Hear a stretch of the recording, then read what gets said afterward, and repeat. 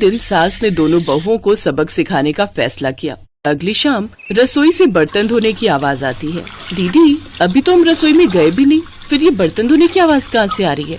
चलो देखते हैं। दोनों अंदर जाकर देखती हैं तो अनुज बर्तन मांज रहा होता है, रोहन धो रहा होता है और बूढ़ी सास पार्वती खाना बनाने लगती है। ये देख उन दोनों को बड़ी शर्मिंदगी होती है। ये आप सब क्या कर रहे हैं? बहू, अब तुम दोनों से तो ना बर्तन धुलते हैं ना खाना बनता है, तो हमने सोचा हम खुद ही ये काम कर लेते हैं ताकि हमें रात की रसोई खाना तो नसीब हो। तुम दोनों जाओ और आराम करो। नहीं माँ जी, हमें माफ कर दीजिए, हमारी रहते आपको ये सब काम करना पड़ रहा है। हाँ माँ जी, हमसे भूल हो गई, हमें अपनी गलती का एहसास हो चुका है। अब से आपको कभी शिकायत का मौका नहीं देंगे। हमारे रहते हमारे पतियों को जूठे बर्तन और माँ जी आपको खाना बनाना पड़ रहा है। नहीं नहीं नहीं, आप सब बाहर जाइए, हम 1 घंटे में खाना बनाकर लाते हैं। अच्छा ठीक है, तुम कहती हो तो रहने देते हैं। चलो बेटा। माँ और बेटे बाहर आकर खूब हंसते हैं और एक दूसरे को आंख मारकर कहते हैं, मिशन सक्सेसफुल।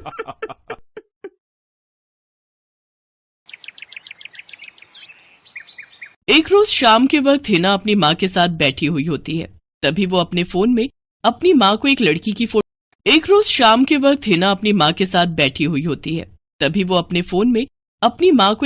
फोटो दिखाते हुए कहती है, माँ ये देखो, ये लड़की कितनी मॉडर्न एंड टॉल है, ये मेरे भैया के साथ एकदम फिट बैठेगी।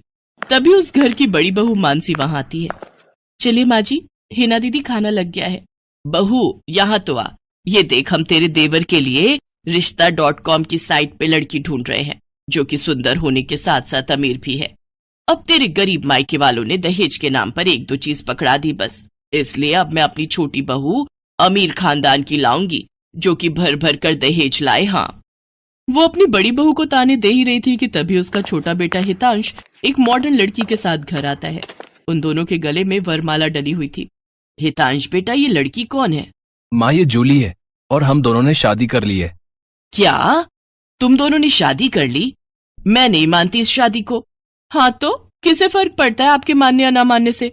वैसे भी वो कहावत तो आपने सुनी ही होगी कि जब मियाँ बीवी राजी तो क्या करेगा काजी। मैं जानती हूँ, जरूर इस डायन ने ही तुझे भड़काया होगा। मैं इस डायन को हरगिज अपनी बहू नहीं मानूंगी। भले ही आप ना मानो, लेकिन लीगली तौर पर मैं ही तो हूँ आपकी बहू। इसलिए अब जल्दी से जाइए और आरती की थाली लाकर मेरा गृह प्रवेश कीजिए। सास बेमन से अपनी नई बहू का स्वागत करती है। जूली हितांश के साथ अपने कमरे में चली जाती है। हे राम, माँ अपनी इस नई छैल छबीली के तेवर देखे, इसके तो रंग ढंग ही अलग है, बड़ा ही घमंड है इसमें। तू चिंता मत कर बेटी, कल इसका ससुराल में पहला दिन है, तुम देखना अगर मैंने भी इसका घमंड चूर चूर नहीं किया तो।